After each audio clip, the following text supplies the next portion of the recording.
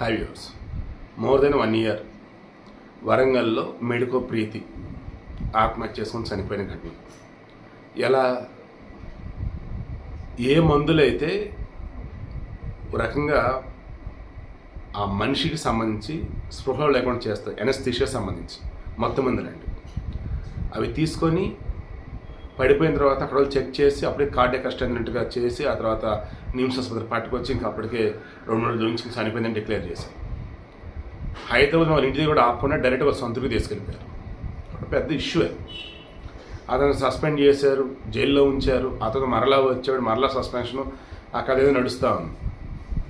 ఇప్పుడు మెడికో ప్రీతి ఏంటి, PG first year చేస్తూ ఉన్నాను. ఇప్పుడు ఏ నిమ్స్ ఆసుపత్రిలో అయితే ప్రీతి చనిపోయిందో చివరిగా,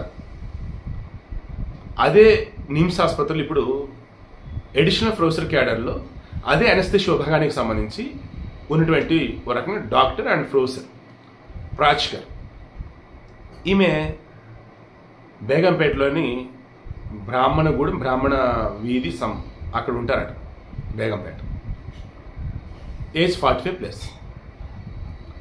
ఇంట్లో ఆమె అనస్థీషియా డోస్ హై డోస్ ఇచ్చేసుకుంది, ఇంకా చనిపోయింది.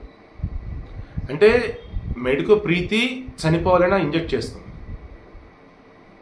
ఈమె medical professor, additional professor NIMS ఆసుపత్రిలో, ఆమె కూడా ఈ అనస్థీషియా ఇంజెక్షన్స్ హెవీ డోస్ ఇచ్చేసుకుంది, చనిపోయింది. ఎందుకు చనిపోయింది ఏంటి ఇంకా రివీల్ కావట్లేదు. విచారణ చేస్తూ ఉన్నా, బాడీని గాంధీ ఆసుపత్రికి తీసుకెళ్ళే పోస్ట్ మార్టం కోసం, ఇంక వివరాలు తెలియట్లా. బట్ నేను చెప్తున్నది ఏంటంటే, దయచేసి డాక్టర్లు కానీ, పేషెంట్ కానీ, కంపౌండర్ కానీ, తెలిసిన వాళ్ళు కానీ, తెలియని వాళ్ళు కానీ, వాళ్ళ దగ్గర ఈ మత్తు తాలూకు ట్యాబ్లెట్లు ఉన్నా, ఇంజక్షన్లు ఉన్నా,